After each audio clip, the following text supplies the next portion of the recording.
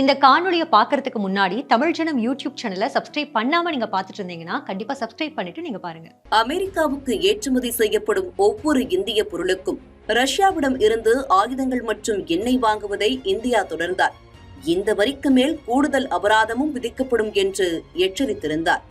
ரஷ்யாவிடம் இருந்து குறைந்த விலைக்கு எண்ணெய் இறக்குமதி செய்வதால் இந்தியா மறைமுகமாக உக்ரைன் போரை தொடர ரஷ்யாவுக்கு உதவுகிறது என்று அமெரிக்கா குற்றம் சாட்டுகிறது.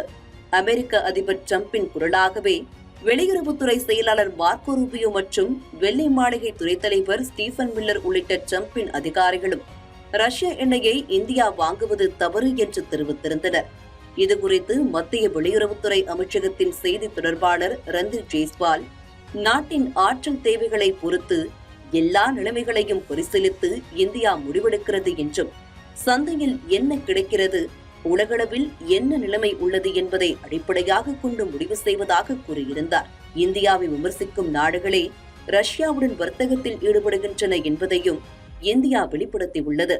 கடந்த ஆண்டு ரஷ்யாவுடன் 67.5 பில்லியன் யூரோவுக்கு இருதரப்பு வர்த்தகத்தை ஐரோப்பிய ஒன்றியம் செய்துள்ளது.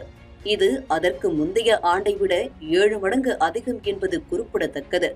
அதேபோல் கடந்த ஆண்டு ஐரோப்பிய LNG இறக்குமதிகள் 16.5 மில்லியன் டன்களை எட்டின. இது 2022இல் 15.21 மில்லியன் டன்களாக இருந்த கடைசி சாதனையை விட அதிகமாகும். எண்ணெய் மட்டுமின்றி உரங்கள், சுரங்கப் பொருட்கள், ரசாயனங்கள், இரும்பு மற்றும் எஃகு மற்றும் இயந்திரங்கள் மற்றும் போக்குவரத்து உபகரணங்கள் என ஐரோப்பிய ஒன்றியம் ரஷ்யாவுடன் வர்த்தகம் செய்துள்ளது. அமெரிக்கா தனது அணுசக்தி தொழிலுக்கு தேவையான யுரேனியம் எக்ஸாஃப்ளோரைடு, மின்சார தேவைக்கு பலேடியம், உரங்கள் மற்றும் ரசாயனங்கள் ஆகியவற்றை ரஷ்யாவிடம் இருந்தே தொடர்ந்து இறக்குமதி செய்து வருகிறது. இந்தியா உலகின் மொத்த எண்ணெய் நுகர்வில் வெறும் 2% மட்டுமே பயன்படுத்துகிறது. இந்த ஆண்டு இதுவரை இந்தியா சராசரியாக ஒரு நாளைக்கு சுமார் 1.7 மில்லியன் பீப்பாய்கள் ரஷ்ய கச்சா எண்ணெயை வாங்கி வருவதாக கூறப்படுகிறது.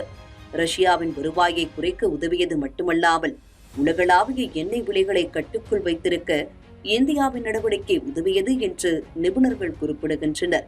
குறிப்பாக ரஷ்யா மீதான மேற்கத்திய பொருளாதார தடைகள் விநியோக சங்கிலிகளை சீர்குலைத்த பின் உலகளாவிய எண்ணெய் சந்தையை காப்பாற்றவே இந்தியா ரஷ்ய எண்ணெய் கொள்முதலை அதிகரித்ததற்கான முக்கிய காரணமாகும். ஏற்கனவே இந்தியாவுக்கான முன்னாள் அமெரிக்க தூதர் எரிக் கார்செட்டி ரஷ்ய எண்ணெயை இந்தியா இறக்குமதி செய்வதை பாராட்டியிருந்தார்.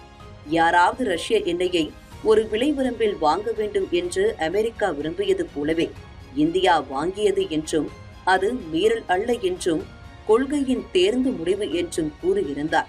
மேலும் எண்ணெய் விலைகள் உயர்வதை அமெரிக்கா விரும்பவில்லை. எனவே இந்தியா ரஷ்யாவிடம் இருந்து எண்ணெயை இறக்குமதி செய்தது உலகளாவிய நன்மை என்று கூறியிருந்தார். வர்த்தக போரில் இந்தியா தனது கொள்கையில் உறுதியாக இருக்கும் நிலையில் ட்ரம்ப் தனது கோரிக்கையை கைவிடுவாரா என்பது போக போக தெரியும். இது மாதிரி பல சுவாரஸ்யமான தகவல்களை பார்க்கணும்னா தமிழ் ஜனம் யூடியூப் சேனலை சப்ஸ்கிரைப் பண்ணுங்க.